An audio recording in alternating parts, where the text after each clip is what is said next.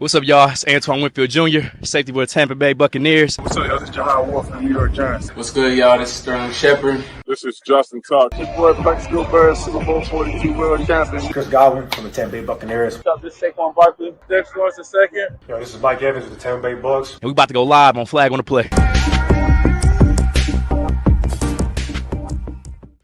Yo, what's good, everybody? Welcome back. Another episode of VIP Room, man. Back here with my dog, JJ. My dog, Drew from the Pick Aside Podcast, pulled up, man. And you know what we here with, bro. You know, first time VIP Room member, came back for the second time. My dog is Xavier McKinney, you know, former Giants safety, now with the Green Bay Packers. Man, how you feeling, dog? I'm good, bro. I'm good. I'm blessed. I can't complain too much, man. How y'all boys doing? Nah, I'm good, bro. Appreciate you coming back on, bro. Of course, like I said, we had this talk last year. We was chopping it up last year. We was with the Giants, but now he's with the Packers going crazy. So let's get it started, bro. Of course, in off season, like, bro, what was the free agency process like for you, bro? It was smooth. It's kind of nerve-wracking a little bit because it kind of take you back to like when I first got drafted, kind of that whole process. Because obviously, like, you don't really know where you're gonna end up. You don't know what teams, you know what I'm saying, really interested until like the day of free agency. So it's a nerve-wracking experience, but it's cool, man. Like once you get that build up of knowing what teams kind of want you and what teams interested, and then obviously you get a pick to where you go, and you get different choices and different options. So it's a cool experience, and it's definitely fun. It's different than you know what I'm saying when I got drafted, but it got some similarities for sure. Yeah, for sure, bro. I know. Was it really like was it that crazy? Like, was there nothing really like tripping? Like, it was just like you going through it. It's kind of like, let me try to think about it. Like, it's not that like nerve wracking though, right? It's not that nerve wracking though, going through it though, or it is. I'm gonna say, X, you had to know. You had to know you were going to get yours. I knew, yeah, but at the same time, like, obviously it's levels to everything, right? No doubt. So for me, you know what I'm saying? Obviously, I knew like I was gonna get teams. It wasn't necessarily about me getting the teams. It was about, all right, what's the money gonna look like? You know what I'm saying? I think that's where I was at. You know what I'm saying, with that process of just, going into it. Obviously, I was trying to be the highest paid, and I was trying to be able to, out of the safeties that was in the free agent market, I was trying to be able to make the most out of, you know what I'm saying, all the safeties that were available. So from that standpoint, it was definitely nerve-wracking a little bit. But I mean, everything worked out how it was supposed to, and I got zero regrets about, you know what I'm saying, just the whole situation and how I was able to just navigate through it. And I learned a lot of shit, obviously, throughout that process, because that's when you really get into the business part of it and you start, you know what I'm saying, you talking to this GM from this team, this GM from this team, you talking to certain players from different teams, and they kind of let you know the situation of what's going on in whatever team, whatever organization. So I learned a lot and I grew a lot, but it was fun for sure. All right, JJ, go ahead. That's cold, bro. I'm telling you. I've already known you was thinking about it, going through all these different teams, trying to navigate those teams. But now that you with the Packers, though, bro, so you go to a team with the, super loaded offense and stuff like that, but you competing against some guys every day at practice, right? What is it like competing against guys like, Jordan Love, Romeo Dobbs, Jaden Reed, all them boys, Christian Watson? I know you be back there, you gotta survey everything. So what's that like? It's special, bro. Like when I first got there, and even when we was doing OTAs and we wasn't in pads yet, like just speaking on, you know what I'm saying, the secondary, entering that room and you know what I'm saying, that was my first time. Obviously, when I first got there, it was my first time seeing everybody, and we was just going drills, and I realized, I'm like, damn, these motherfuckers is good. Like, we got some legit dudes. And that was the first time that I had felt, the whole room as a collective and as a unit was legit. That could really go out there and make a lot of plays. And so from that standpoint, that just made me be like, all right, bet. Like, I'm going to go in with a mindset every day, even in practice, and I'm trying to be better than, you know what I'm saying? I'm trying to be better than 2-3. I'm trying to be better than 5 and Keyshawn, you know what I'm saying? So, like, having that mindset, man, that shit made me grow, and it got a lot better. And then once we started going against offense, just the speed, bro. The speed was like the first thing that I noticed with practicing against him. Like everything was faster. Obviously you got rock, so he was putting the football in places where a lot of times only the offense could get that motherfucker. So Yeah. it was tough, man. But we competed and we had fun. We got to a point like in camp where they was trying to scheme us up, and so we had some fun practices, man. And our one-on-ones are always competitive. So just around that group, bro, and realizing how much talent that there is, made me go. You know what I'm saying it pushed. Took it up another level. I was gonna say, X, just hearing you talk now, hearing you in your interviews, we know that you're a motivated guy. You're a hardworking guy. And in the offseason, you get this contract. You're one of the highest paid safety in NFL history. We've known the talent that is Xavier and McKinney. But people were talking crazy. Giants fans talking crazy, saying, now, if he wants to have that type of money, you know what? He can go ahead and walk. And then what do, X? We follow it up with being a DPOI type candidate, lead the league in INTs.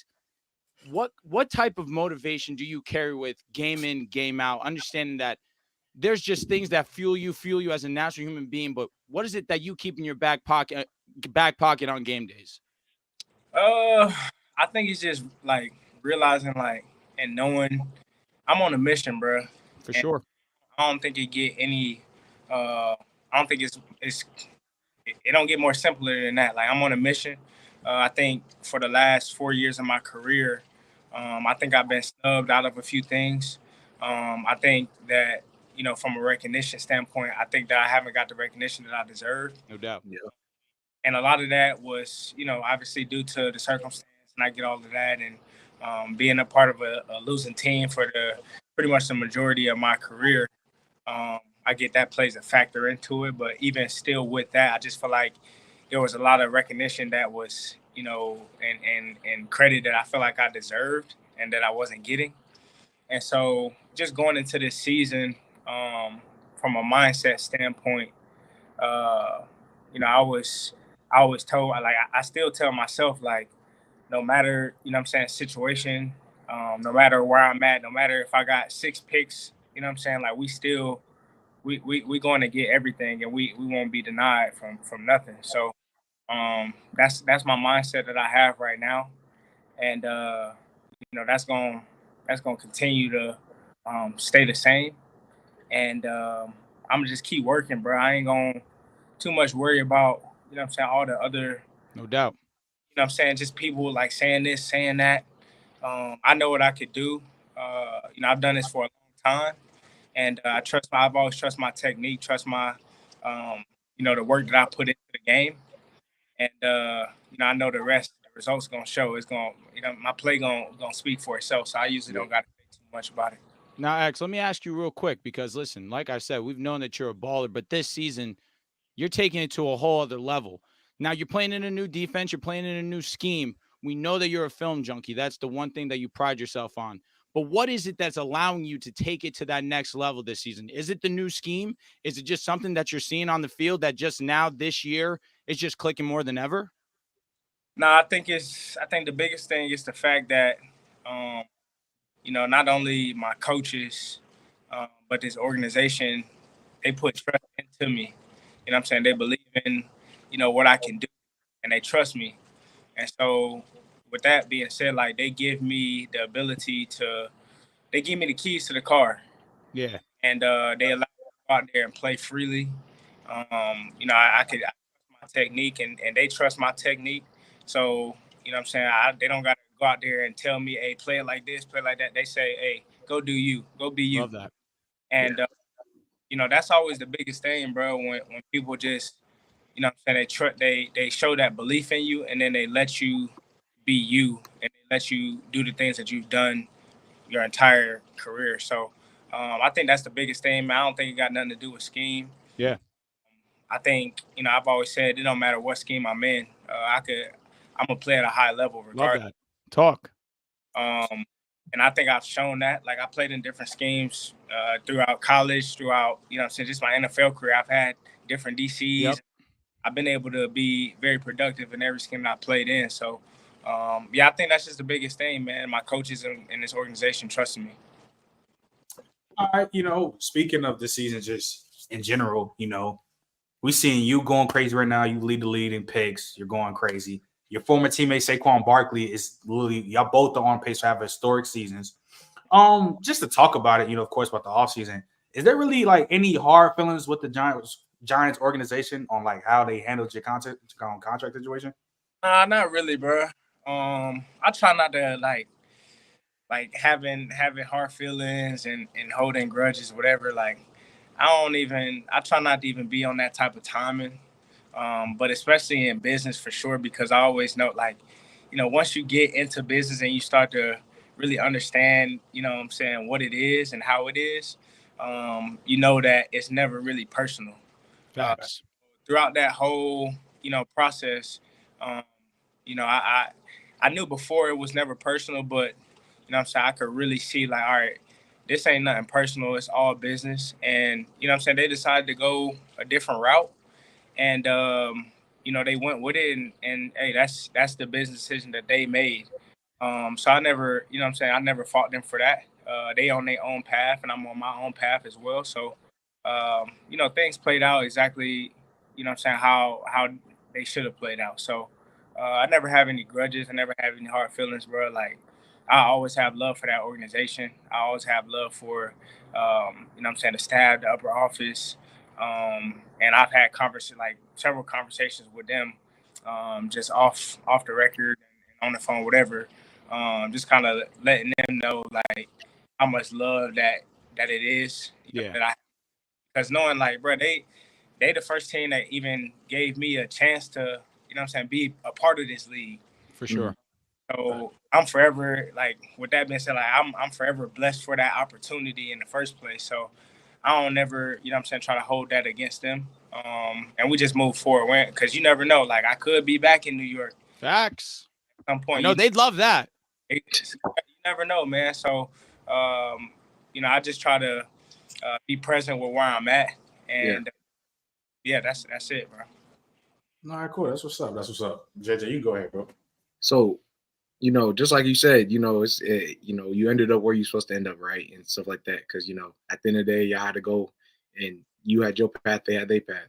But upon your path, right? Because there's multiple options and stuff like that. What led you into really being like, yeah, the Packers is where I want to be at? Aside from just contracts, them paying you very well, obviously, but like, what really drew you there? Well, shit, I had played them twice before in New York. I played them once in London, and then I played them another time in New York. Yep. And, just seeing what type of team they had, like, bro, I always paid attention to, like, obviously being in the league, you pay attention to other teams, and you see how they play and see how they go about their business. And from just playing them, bro, I could tell, like, they always had that edge. And on top of that, like, when you look at, like, especially from a defensive standpoint, when I looked at guys like Josh, when I looked at guys like Quay, like, they let these dudes and players, they let them be who they are.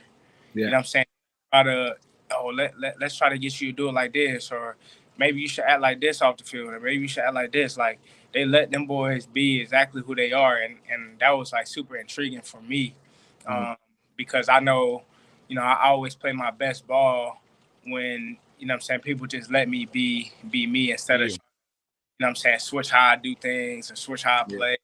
I do whatever the case may be. So that was a part of it. And then another part of it was just seeing the talent, bro. Like, they're stacked. Bro, the talent is crazy. And what's crazy is, like, I had an idea of it before I got here, but then when I actually got here, I was like, damn, it's more than what I even thought it was. Yeah, exceeded your expectations. You actually started to see, like, all right, damn, we got this dude. Oh, shit, we got this dude.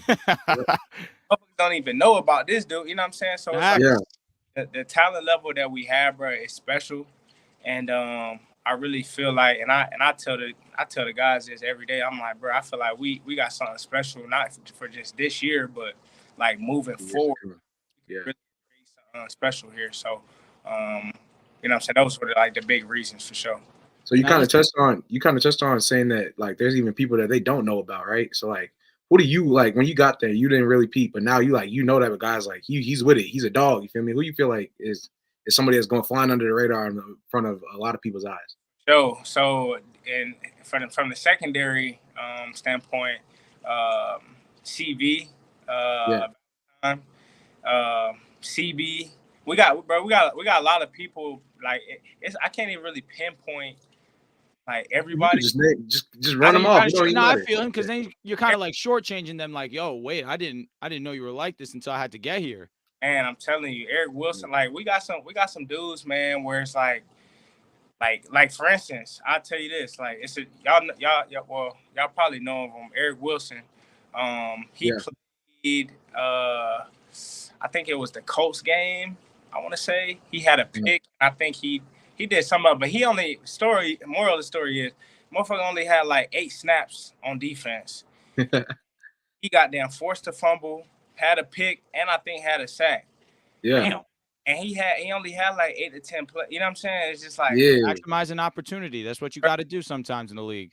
I'm telling you. So you don't even realize like, you know what I'm saying, how special that is until you actually see it. Because a lot of people, like you said, don't maximize that op. Yep. And some people ain't gifted enough to like they might get the opportunity, but they might not be as good to even, you know what I'm saying, take it a step further. But the things that he's been able to do, I think have been incredible for us as a team and as a defense. Because he like this whole year, he really like he's been playing special teams. But when he gets in on defense, he always making plays. Like he always getting sacks. He always, you know what I'm saying, at the ball, making plays on the ball, punching it out, getting picks. So we that's just one guy. Like it's several others where it's like a lot more in there and make a lot of plays. Yeah, that's real, bro. I'm telling you, I like that. Yeah. Now, X, let me ask you a question. I seen you on K Adams, and you were talking about obviously getting compared to one of the GOATs, Charles Woodson, because of the versatility that you bring to the Green Bay Packers. You said you wanted an opportunity, or you haven't had the opportunity, I should say, to sit with Charles and have an opportunity to meet him. Have you been able to talk to him since that time? And if so, has he given you any words, or we're still waiting on that conversation? Yeah, we're still waiting on that convo, man. I haven't been able to. Obviously, I've been so locked in. That's a fact. The reason probably we haven't, you know what I'm saying, had any conversation is because he probably understand, like, I'm in season, I'm locked in. But I'm sure that it'll come. And I'm sure we'll definitely have a conversation, sit down and just talk. But no, it's been great, man. Being mentioned by, you know what I'm saying, an all-time great. Hell yeah. And he not the only one that's mentioned me in a couple different sentences or whatever the case may be. But it's been great, man. It's an honor. And whenever I do get that chance, man, we definitely gonna for sure chop it up. And I'm gonna pick his brain. But it's dope, bro, being you know what I'm saying, mentioned by dudes like people that I've, you know what I'm saying, looked up to, people that I've watched growing up. So it's definitely dope, and it's a cool experience for sure. Have you had any mentors since you've been in the league? Like who's your guy that you look up to and be like, nah, this guy really helped me out since I entered the league? Man, it ain't nobody that's in the league. Okay. I do have a mentor. He actually an old high school coach. But he family for real, for me. But, you know, we always, you know what I'm saying, have conversations and just talk about different things. And he gave me kind of a different perspective to look at, you know what I'm saying, different things. And it definitely helped me out when I go into a building where I got to, you know what I'm saying, lead a room full of other grown-ass men. Facts. So he definitely helped me out, man. He been my mentor for a minute now. That's dope. Nah. All right, man. So cool, X. All right, so look, right. I gotta ask this because let's just talk about the season, right? And you know, last year, you know, when I asked you about your top 5 safeties currently in the game, of course you put yourself in it. Of course, I posted on my page and stuff. A lot of people weren't really feeling it, right? A lot of people like, oh, he got too ahead of himself, this and that, right? You this year having even a better year. So I'm not gonna lie, bump the top 5. Do you personally feel like right now you are the best safety in the game? I do, man. I think I mean I've been feeling this way. I just think that from a standpoint of being able to play at all levels, being able to play in the half, being able to play middle field safety, being able to play, you know what I'm saying, the curl player in the nickel in the slot, can blitz, can play man to man. Like you don't really see that in today's NFL. Nope. And I think what's crazy is from a safety position, I think that the game is so much of a passing league. You have to have a safety that can, you know what I'm saying, Do a little everything. Need a Swiss Army knife. Swiss Army knife at this point. You know what I'm saying? So I think that, you know, the way I play my game, there's a lot of people that are good in one aspect of their game, but they don't have the whole package. And I think and I believe that, you know what I'm saying, in watching my game and knowing how I play, I have the whole package and can do everything. So I do feel like I am the number one guy in the league for sure.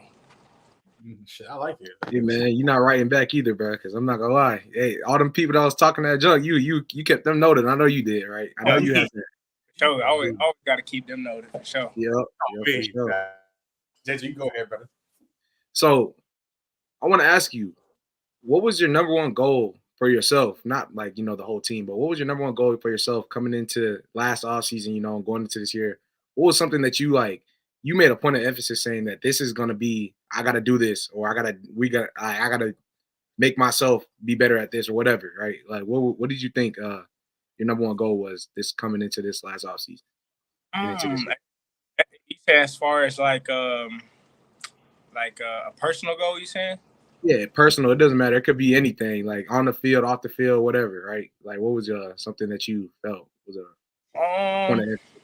Man, that's a good question. I think I did have a lot of different goals. Yeah. I think my goals kind of change as as the days go by, season goes by, or whatever. But I think right now my biggest goal is becoming a better just improving as a leader. Yeah. And I think I say that because obviously, I'm the leader in my secondary room, but I'm still growing as I go. Obviously, we have a really young secondary, and just continuing to learn how everybody, what they tick to, how I can get them to respond faster, how I can get them to go, how I can, push them to be, the best version of themselves, as much as I can for real.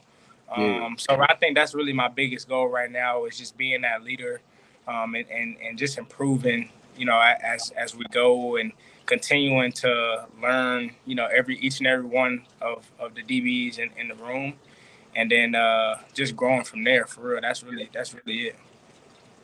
I want the fans to get a good image of what it's like to be a safety in the NFL. Can you do us a favor? When you're on the field, pre-snap, what's going through your mind? Where are your reads? What are you trying to determine prior to the snap? And then when the play is active, where's your mind at? Yeah, so I think the first thing, being a safety, really in the NFL, I think the first thing you got to pay attention to is the down and distance and the personnel, offensive personnel at that. I think them the biggest because depending on where you at in the field, you're going to get certain plays depending on, whether you plus 50 or minus 50, whether it's a drive starter, whether it's a PN10. So all that stuff plays a big role in as far as, what plays you're going to get, what formations you're going to get. And then secondly, you always got to know the personnel, whether you're in 11, whether you're in 12, whether you're in 21, whether you're in 22, because that's also going to really dictate a lot of the times what plays you're going to get. And then after that, Obviously, you get into the huddle. Once you break the huddle, my first thing that I look at is, all right, who's in the backfield and who's not in the backfield. And that a lot of time, that's how I distinguish between whether they are empty or whether they just, a regular backfield set, whether they're in a one back, two back, whatever the case may be. So I think those are the biggest things for me that I pay attention to. And then I think from a standpoint of like studying wise, I'm big on studying the QB mannerisms, because a lot of times, all my instincts come off the QB. So if I study that, a whole bunch, it'll be easy for me to go in the game and know, all right, if he looking, is he a guy that's going to stare everything down? Is he a guy that's going to look you off? Is he a guy that's going to pat the ball before he throw it? Sometimes you got guys that are, one pat guys. They'll pat the ball one time, and then as soon as they pat the ball that one time, they letting it go. So it's a lot of different things, man, that you got to pay attention to. And obviously I've grown throughout the years and kind of learning different things and seeing different tendencies and kind of getting used to a lot of different things and being able to go out there and play fast. Man, I know you be in the film room crazy, bro. I'm not gonna lie. I'm telling you, they still track your hours out there. I know you probably got the most, bro. I'm not even gonna lie. You just breaking that down. I feel like when it comes to defense, though, when it comes to fans of the game, or when it comes to just football in general, fans have a greater idea of offense because that's what everything, fantasy football, everything's so offensive driven, especially in today's NFL, that's why I want to go and trying to explain defenses to fans. I feel like even me, myself, I'm sitting here and this is a lesson for me. There's sometimes where I just need to know and understand there's so many different looks that defenses go and they go in these shows at these offenses. So that's one of the main reasons why me, myself, I'm trying to understand what is going on in the DB's mind, what's going on the linebacker, D line, or it just so many different variations of what a football player goes through. For sure. And I think I think safeties and backers, especially middle linebacker, whoever's gonna have your green dot, those are the toughest spots because of you're basically the quarterbacks of the defense. Yep. So you gotta know, you gotta know a lot of shit. You gotta, you gotta, like, especially if you want to be like, obviously you got the average, good, and then you got great, and then you got elite. Like if you want to be elite, you have to know, you just got to have a formational awareness of different things. And it takes time, like it takes a lot of time, and you got to really study it because obviously a lot of teams, like they have tendencies, but a lot of teams also break tendencies at times.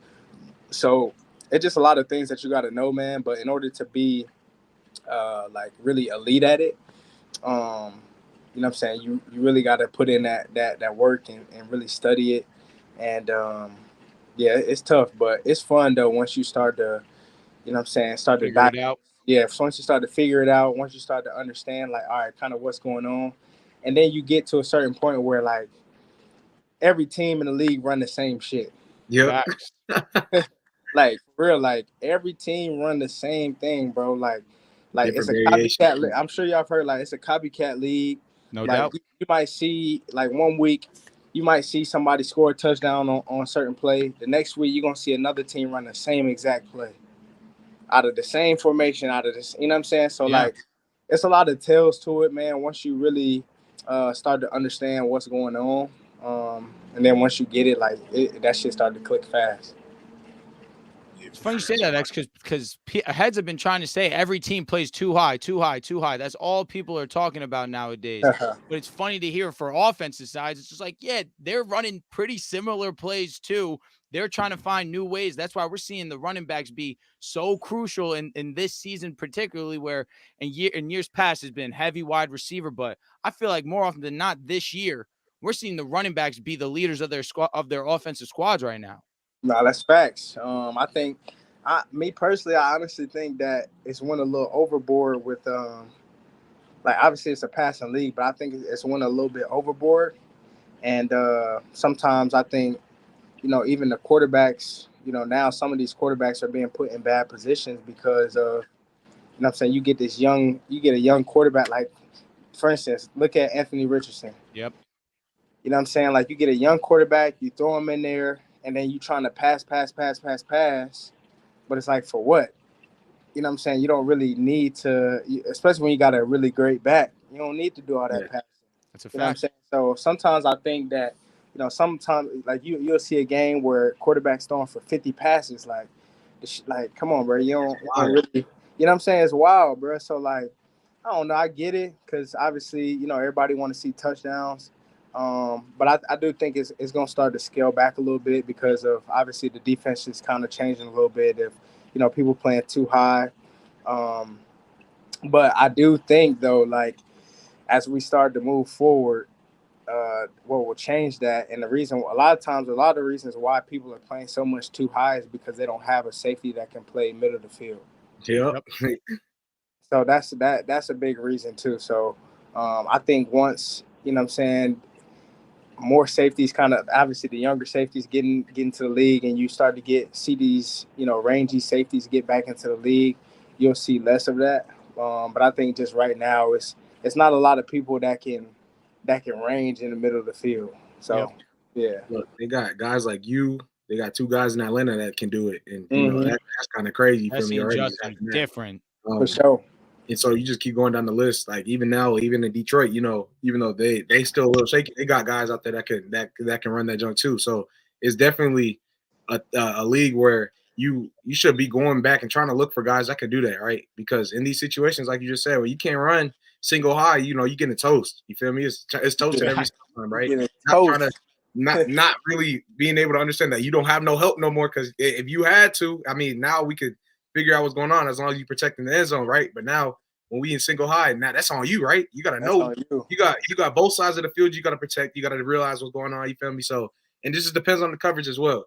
It's crazy like that you say that, because that's something that's a big point of emphasis that I think a lot of people should be talking about when it comes to safety play in the league, and just DB play in general, and just the way schemes are being ran. Like, you got Brian Flores who does crazy stuff out there too, bro. So and he makes it work. They definitely trying to ignore that, man, because they was trying to, even before this year started, they was trying to diminish the value of safeties, kind of like how they was doing the running backs. Yeah. But they're not really talking about how, when you talk about Green Bay, and then you talk about me as a safety, how we getting these one high looks and teams not even throwing it down the field no more. Because they won't even throw it. But they're not even throwing down the field, bro. Like, what I'm saying? Like, and when you really watch the film, like, even this past game, like, we watched the film, and, bro, like, they not throwing that much. They threw it down the field one time, I think. But other than that, bro, like, they not even throwing down the field, bro. They throwing check downs. Yeah. So, like, it's tough, bro. But eventually they're gonna have to talk about it. They'll talk about it. It's gonna come up in conversation. Y'all gonna see them again. Y'all gonna see them again real soon too. Yeah, for sure. Especially with you saying that, it's like, because look, for example, I think one of your best games this season, if not your best game to me, was Houston. I know you probably have another game so far where you was playing, but me personally, I'm looking at that. You didn't have no picks, you didn't have no deflections, right? So they're gonna look at that and be like, oh well, he wasn't doing nothing, but you had a sack. You know what I'm saying? You had 6 total tackles. Yeah. And you had, it was crazy. And so while the stats don't show that, I'm like, bro, they wasn't even looking at it. They wasn't even trying to give it. He wasn't even throwing it down the field, bro. Exactly. Throwing down the field. And all the, like, if you look back on that game, every ball that, like, so I think there was 2 that he threw down the field. But you could tell, like, so, like, the quarterbacks now have been, like, they're throwing the ball differently. So, like, even when they do throw it down the field, they throwing back shoulders. Yeah. Okay. Because they know, like, if that ball sails, that shit's gonna get picked off. Safety over the top is gonna snatch. You know what I'm saying? And a lot of the route concepts are going towards the sideline. Yeah, so if it's not a completion, or if it's not a pick, then it's just gonna be thrown out of bounds. You know what I'm saying? So interesting. It's like it's a lot of things, bro. If you really pay attention to that, especially that game, if you watch that game and see where the balls were thrown, like, even there was a play where they threw it to Diggs. It was like a scramble drill, but he threw it to Diggs, and I was the backside half player, and I made it all the way to the front side half, but the ball was thrown like way like off target, like it was way past him. But if that ball was thrown any closer to him, it would have been a pick. Yeah. So it's just like, bro, like it's crazy, bro. It's real crazy. I ain't gonna lie. Yeah, coming into that game, I felt like the game plan was just let's just get CJ under pressure. Let's make him as uncomfortable as possible. That was one of the worst performances, and I say that where CJ, there was not much that he can do. There was just pressure he was being met with every single play. Mm-hmm. No, that scheme was one of the better game plans that I've seen coming into this season, because we've seen that week by week by week, Houston's definitely getting met with pressure, but I feel like you guys kind of laid that foundation for these next teams coming up. You mentioned being a copycat league. We just watched what the Jets were able to do to them. Just go and get pressure on CJ, make him as uncomfortable as possible, and then he's trying to still not make turnovers and do exactly what you said, throw it out of bounds, just try and make sure that we're not having too many negative plays. But I feel like you guys set a nice foundation for that. But like JJ just said, your game was bigger than the stat sheet. You went out there and you blanked them. Mm-hmm. Yeah, man. I think that's been a story for a lot of these teams. Even like the games where I've had picks, obviously. Other than the picks, like, but the ball is just not, you're just not really forcing the ball down the field. And once you do force it down the field and you see, all right, this motherfucker picked it up, then you're like, all right, let me chill. Yeah, we learn from those mistakes. We ain't doing that again. Fact. Doing that again. So, like, we've been playing these teams, man, and you could tell, like, the quarterbacks are playing a lot more with caution, and they're not just kind of letting it go, and they're not just throwing the damn ball up. So they're playing smarter right now, especially when they play us. For us, we just gotta be good on. We know they're gonna check the ball down. So we got to be good at fucking rallying and damn tackling. Yeah. Let me ask you, what do you think the Packers defense can clean up right now? I feel like your secondary, y'all have that really on lock. What's the one thing you feel like y'all can clean up going after the bye? It's small details right now. Because even, this last game we played the Lions. I think the Lions averaged like 30 points, but they only scored 17 offensive points on us. But even the ones that they scored, like, it was a one score that they had was a 4th and 7. We fucking jumped off sides. Yeah. And then they scored. So really, and they wasn't even calling the play. Beat yourself on that one. We beat ourselves on that one. So that was one. And then we had another one they scored on where we just had guys weren't in the right gap, and they kind of, we had an ME. As a defense. So just small little details, kind of cleaning that stuff up.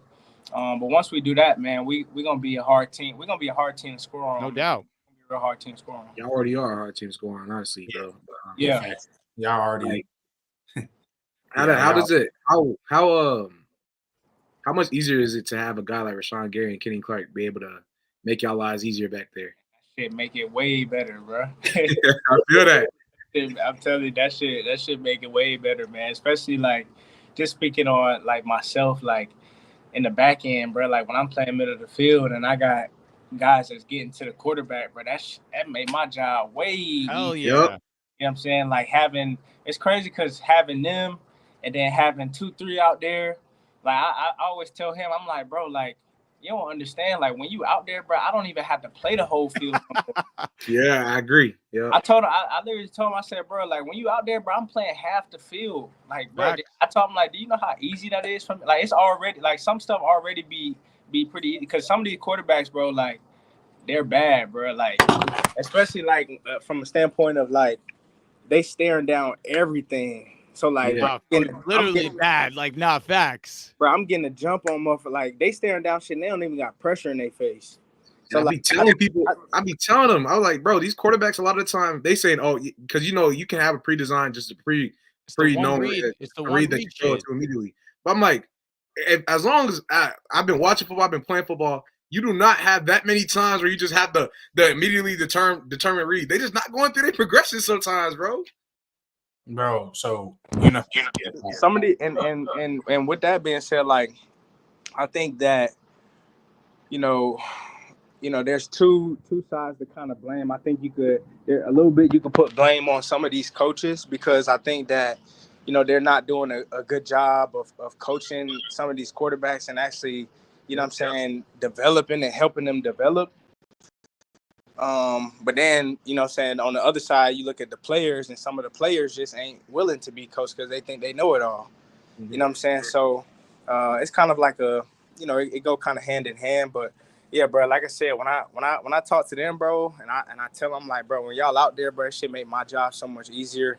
And I think as a defense, like obviously when you getting that type of pressure all the time, that make everybody's job easier. So it's been fun playing with them for sure. Yeah.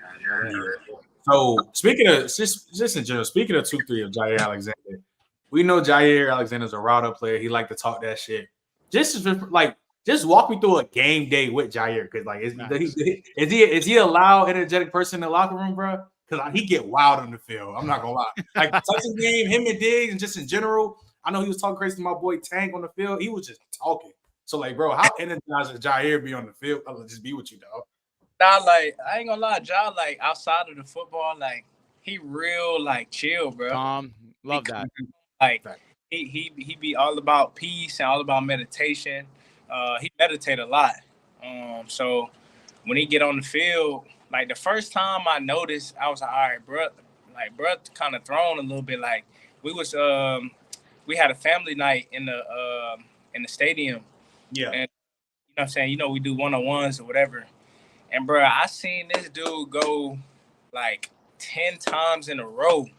And I'm like, yeah, bro, like, and the coaches was trying to, because we had a hard week. Everybody body kind of hurt and tired, whatever. And the coaches was trying to prevent people from getting hurt. And so they trying to pull him out. And he like, nah, like, fuck that. So he taking everybody, like, he not letting nobody go. And I tried to go to him like, bro, like, because one play he kind of fell where I'm like, bro, just relax. Take it easy, I looked into his eyes and, bro, I seen like he was on that type of timing, and I said, he definitely gonna be one of them dudes that's always on one. But when he on that field, he a dog. But when he off the field, he chill, bro. Like I said, he a meditation guy. He believe in peace, love, and all that. So he a good dude though, for sure. Yeah, for sure. So just keep talking about the season as a whole. And, we at the mid-season point, my show, of course, my guys will be doing mid-season awards. A lot of people, a lot of podcasts, we talk about the mid-season awards. And, of course, you are up. Like I said, we're talking about your historic season. You are in the running for the DPOY Defensive Player of the Year. So I got to ask you again for your personal self, if the season stopped today, mid-season, are you the Defensive Player of the Year? I think so. I think, and I say that because if you look at how many turnovers Green Bay had last year compared to what we had this year as a group, and seeing how much of what I've contributed to that, I think, that kind of speaks for itself. No doubt. So, yeah, if the season ended today, yeah, for sure, I would have to go with me. No doubt. Now, X, you're on a much-needed bye. No doubt. Listen, I'm sure you could play without a bye, but we'll take it. You're out there in Cali. You're enjoying yourself. You deserve it. It's earned. But on a normal week, what is a week in Xavier McKinney? That could be off the field. That could just be in preparation for game day, getting ready for game day on that Sunday, on that Thursday, on that Monday. If it's a Thursday night game, how does the schedule differ? But on a normal week, what is it like being Xavier McKinney? On a normal week, man, how's it like being me? It's very locked in. Pretty much, it's really all film up until, I would say, probably till about Friday. Whether that's watching first down, whether it's first and second down, obviously, whether that's watching the third down tape, whether that's watching if there's a tight end that I think, could be a good matchup for me, watching their releases, watching when they're off, what routes they're running, when they're off the ball, when they're on the ball, watching how they do in press, watching how they do off tech. Like I said, watching the QB mannerisms. I watch that faithfully. I watch that more like even past Friday. So I'll watch that like Saturday night, just to kind of keep that fresh in my mind. And that's really about it, bro. I be locked in during the week, bro. It's just a lot of film. And yeah, that's really it. For sure. JJ, you can go ahead, bro. You've been talking about all the guys, in the secondary and stuff like that, right? What's it like really being together, right? Like something crazy just happened with y'all. Like y'all, I know y'all got together and probably went to go eat or do something, just go to a game or something like that, aside from just being on the field, right? So like what's the camaraderie and stuff like that with y'all and like anything that y'all done already together? Yeah, that's good, bro. We it's funny because we actually went to we all went to Miami. Was that before? Tough. I want to say it was before camp. Yeah. Like right before we got back from camp, or right before we came back for camp. I got you. Yeah, we went to Miami, and shit, hey, yeah, we had fun, man. We had a fun time though, bro. It was a good time, and we all that was kind of all of our first time kind of being around each other. That's tough. And not like Miami to bring the bros together. No lie. I wasn't on y'all New York Giants stuff, right? Huh? I see y'all wasn't on y'all Giants stuff, right? They on them boys. But no boats, man. Out in Fountain Blue. We just vibing, man. We had a good time. That's dope. A couple times, and yeah, just kicking it with each other for real. Yeah, for sure. Drew, you can go ahead, bro. Now, listen, you talk about all this motivation, all this drive, the attention to detail. What's the one trait in your mind, above all, that separates a good to a great football player? What is it, that one trait that separates a normal guy from being an all-pro, just that next level type player? What do you think that trait is for you? I think that trait for me has to be consistency, bro. I ain't gonna lie. Just being persistent, being consistent, I think are the biggest things. No matter, when I play this game, bro, like I'm not afraid to fail. And even when I do fall short, like I don't get discouraged. I keep working. And even, when I'm watching film, myself, like I'm super critical about the things that I do. Like even when I make plays on in the game, like I always be like, damn, I could have did this better, or damn, I could have did this better. And it's always like, all right, what's next? Like, I never get to like, sitting there and be like, oh, I did this, I'm happy. Like, nah, like I always to the next. Yeah, it's on to the next. It's more to do. It's more to accomplish.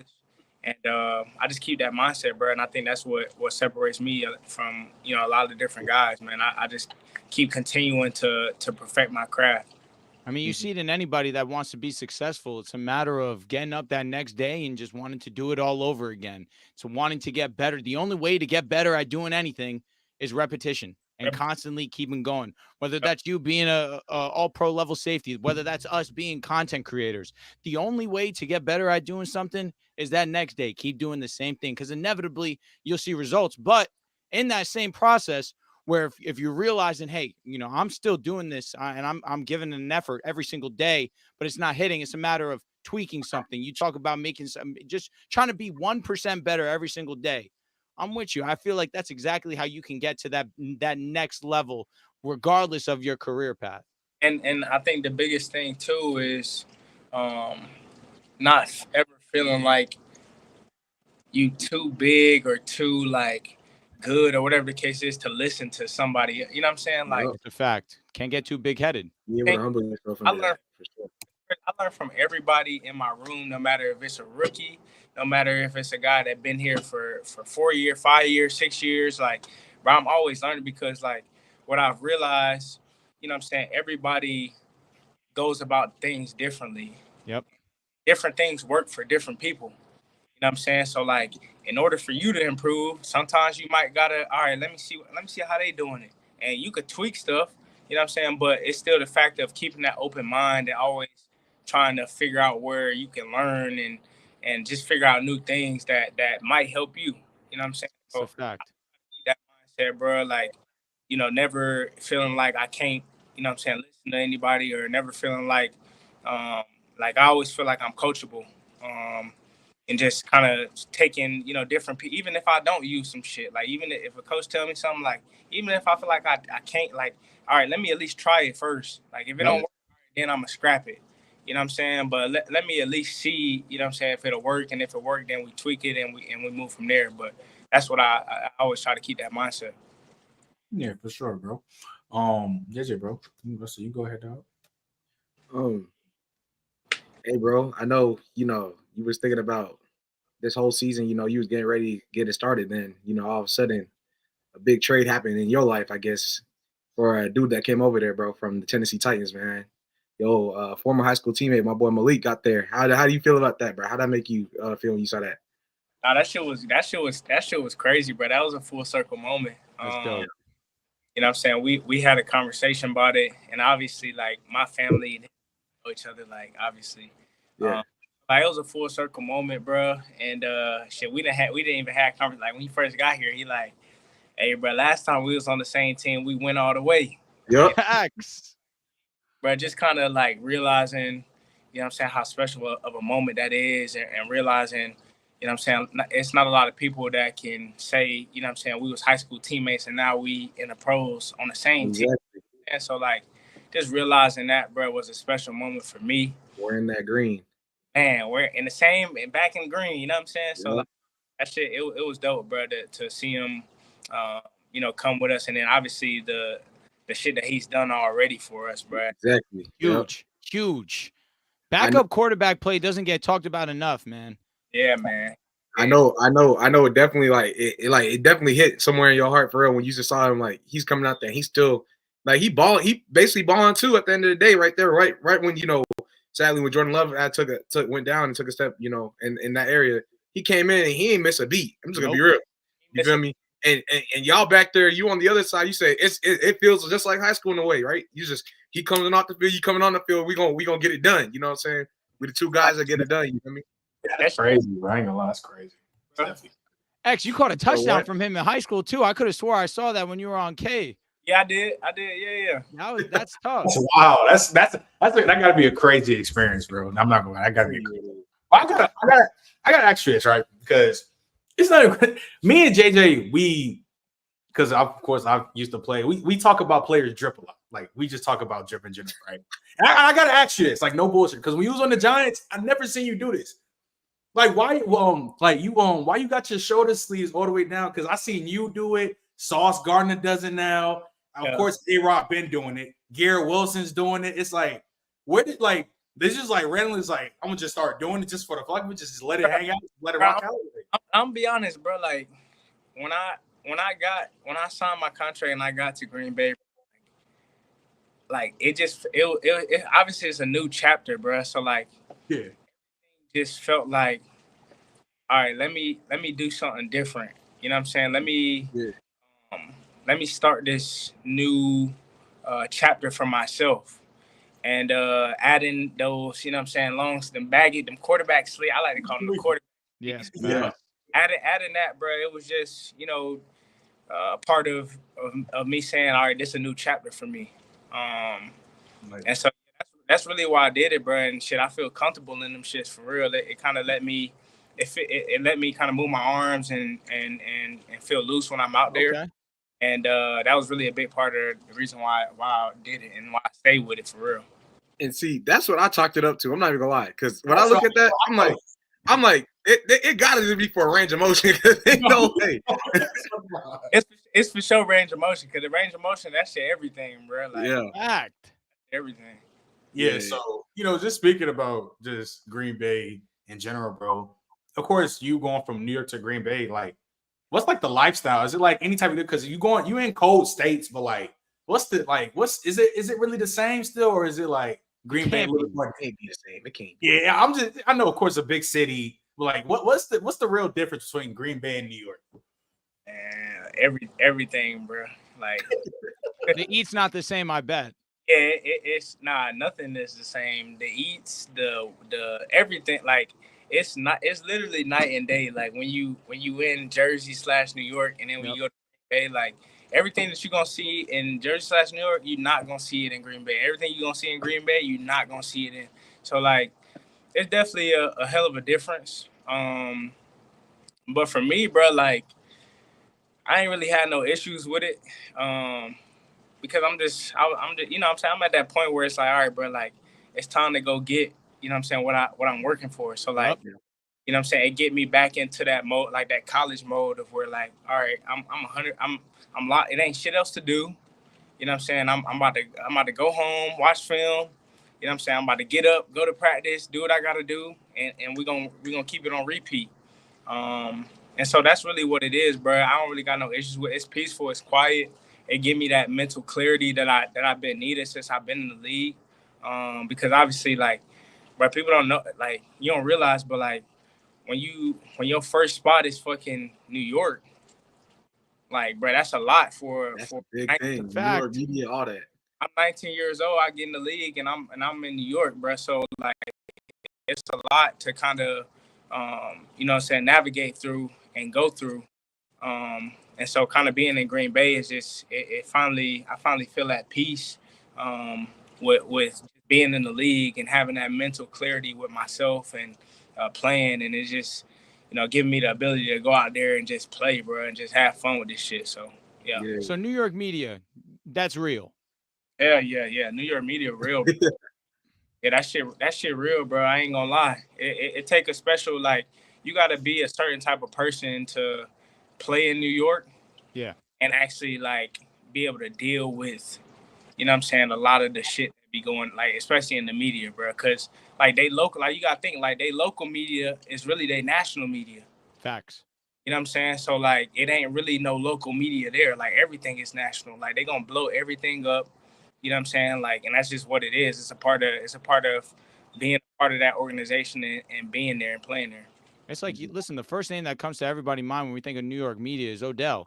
Odell on the field was a star. He was one of the best that we've seen to start a career at the wide receiver position, but they were always finding something to talk about, talking about him being a quote unquote drama queen, trying to be a distraction to the team. And then we have the story about the banana boat that we're talking about almost 10 years later. He could never win, but on the football field, he was undeniable. But the New York media just felt like they had to just keep stirring the pot so much so that the organization didn't want the headache. They moved on from him. That was, in my opinion, terrible move. Yeah, and I think, man, like, sometimes that be like a thing with New York that I think they need to, you know, make a change with is not letting so much of the media control what they do in building and out. You know what I'm saying? Because a lot of times, a lot of the stuff that they talk about, you know what I'm saying, in the streets, they let that seep into how they go about their business inside the building. Mm-hmm. So it's tough, man, but you know, it's a blessing and a curse. I was gonna say, kind of comes with it, right? It comes with the territory, man. It comes with the territory. Oh, you can go ahead, JJ. Yeah, bro. So you had brought up, you know, talking about college and stuff like that, right? And you know, Bama finally, you know, changed up what's going on out there, man. I know you've been there and you've seen the regime. You was there through your time with Nick Saban, right? And now it's finally changed, bro. What are your thoughts on just that whole era basically changing right now in front of your eyes? How do you feel about it? Shit. Man, I ain't gonna lie. I'd be lying if I said I wasn't pissed about how they playing. Yeah. Cause like, bro, they just, to me, I think right now they, especially when they came off of that Georgia win, I just think that they was feeling themselves a little bit too much. Got to cruise control. Yeah, they didn't. I don't think they prepared how they should have prepared for Vandy. And you know, when you not prepared and when you don't get prepared, bro, like, you get punched in the mouth. You get got. Yeah, you get got, bro. It's gonna be consequences. So, I think they're gonna be all right, like, moving forward. But yeah, right now I'm a little irritated with how they playing. But hey, with that being said, like college football right now is kind of OD. It's booming. It's great. Like it's a lot of good teams, bro. Low key. Mhm. So really, it's hard to really say. But just knowing, coming from Bama, obviously, and knowing, you know, what I'm saying the standard that's set there. Yep. It just was that it wasn't it. They ain't been, you know what I'm saying, upholding that standard. And but I think they'll get back to it though. You know, speaking of Bama, because of my dog Bama, you met Bama last time when you came up here. We was on the first time to be up here. He actually because you know he's a diehard Bama fan. He said, "X, would you have hit the transfer portal if Saban retired while you were still at Alabama?" That's a good question. If Saban retired when I was still there, you saying? Yeah. If he would have retired while you were still at Alabama, like around 2019-ish, 2018-ish, would you have transferred? Nah. I don't believe in switching. I'm not a switching sides type of guy. I respect that. Part of the reason why, even when, you know what I'm saying, Kirby left, because Kirby was the one, Kirby and obviously Coach Saban, but like, especially Kirby, he was the one that even recruited me to Bama in the first place. Yeah. And then he left and went to Georgia. He was trying to get me to, and I'm like, bro, like, I'm here. Like, it ain't, you know what I'm saying? I ain't going nowhere. You know what I'm saying? So, like, I fell in love. I fell in love with the coaching staff, and you know, I really like what they was doing, and obviously being coached by Coach Saban, like it don't get no better than that. I think I also fell in love with the school and what you know what I'm saying they had to offer me. So I wouldn't. Tell you what, it shocked me. Georgia guy. Georgia's one of the best programs. I'm going to Bama. Yeah, bro. It's crazy because when I was I didn't really grow up like as a Georgia fan. Like, none of Georgia. I didn't like UGA. I didn't like the Falcons. Like, so like it wasn't really that hard. Who was your squad growing up? Hey, I'm not no Georgia fan either, but then you threw me for a monkey wrench to the Falcons. I'm not even gonna lie. I wasn't really like a big team fan type. I was more of a player guy. Like I like players. Like a new school guy. I respect that. That's how a majority of fans are now. Yeah. I don't fall in love with the organizations, bro. Organizations be on that bullshit. I feel that I'm a Peyton Manning guy. They cut Peyton. Yeah, see? Who in their right mind cuts Peyton Manning? I said, I'm out to Denver. Come on. Exactly. Wow. That's wild. That's crazy. But speaking about college, because we talked about a lot, like I said, last when you came on, we talked a lot about the college tenure. But I get to ask you this because EA wasn't really talking about it yet, because of course with the game is out now, College Football 25. First question at least because I know you locked it during the season, but when it came out, were you playing it? Hell yeah. You're a big gamer, X? Huh? That's what you like to game? Oh, that's all I do. Football and gaming. That's the life, honestly, bro. That sounds like if it ain't football, bro, I'm on that game. You be playing now. You on Black Ops right now? Nah, I actually ain't played Black Ops. I've been on 2K heavy, bro. Of course. Yeah. But I was on when NCAA came out though. That's all and nobody you couldn't even see me. Nobody could. Yeah. So look. So questions I gotta ask you. I've been asking this to Mike, Antoine, Evans. I gotta ask you this. If NCAA they weren't on the strike and they were still putting out the college football game, and of course while you were still playing at Alabama, if the game was still out and you were still at Alabama, what do you think your overall would have been in the game?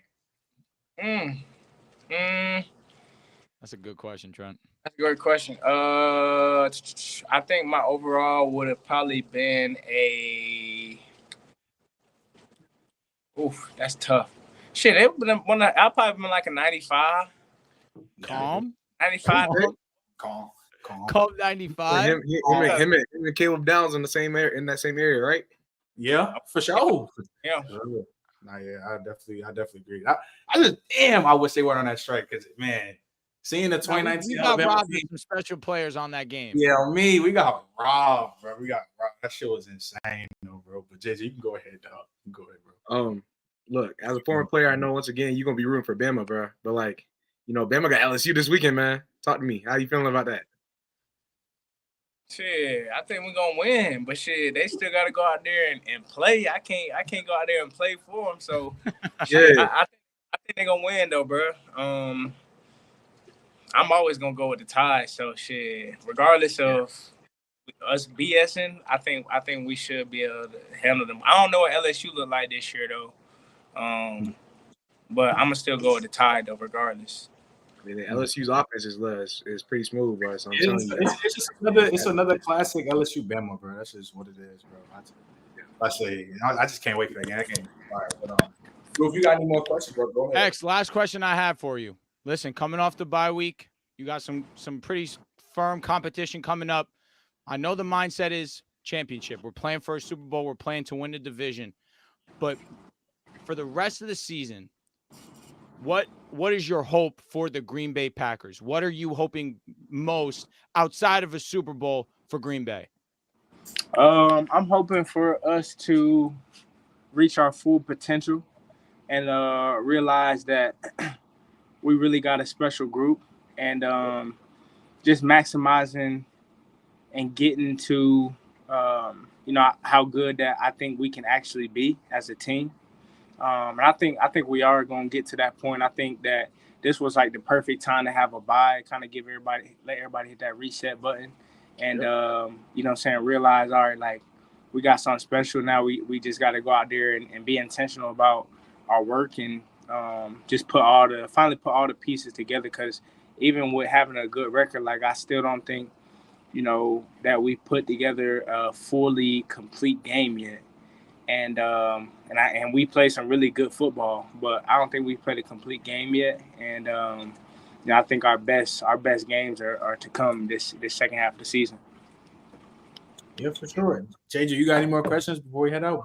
Somebody asked in the chat, and I think it's a pretty good question, man. But what QB this season so far, and even anything upcoming, what person have you really been like in team in general? Actually, have you really been like locked in and studying? Like and it's everybody, but if you don't, specifically this team, if you don't lock in them film and peep just every little thing they do, it can come back to bite y'all. I probably would say,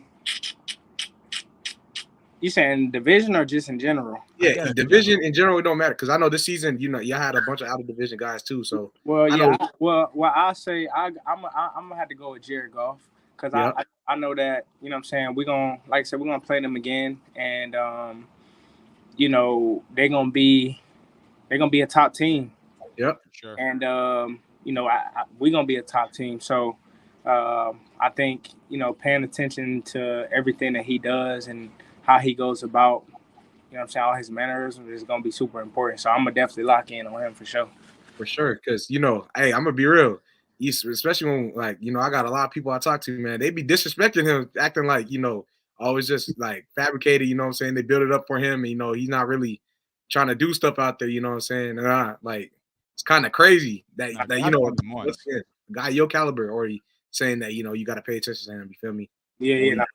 He could play now, and they got some guys around him, but shit, that's the league at this point. Shit, everybody got some players around him.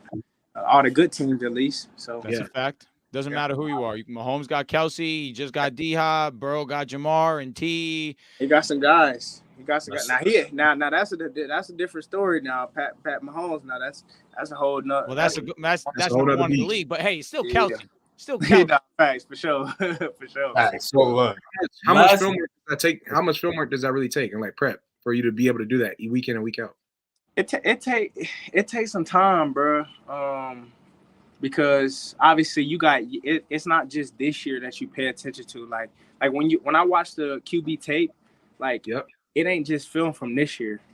Like when I'm watching all his interceptions, it's like film from over the years of all right, what is he continuing to do that's making him throw interceptions, or that's making him, do this, make this dumb decision, make this decision. So it's just kind of gathering all of that up, and then just, building, a catalog for it, and understanding that, and then, going from there. Tough. Yep. Yeah, that's for sure. And all right, so look, gotta ask you this question before we head out, because last year I asked you about your top 5 safeties just in current. I gotta ask you, because I never asked you in general. Can I get your top 5 safeties all time, no order? Because I never asked. Yeah. Ed Reed, Troy Polamalu, Sean Taylor,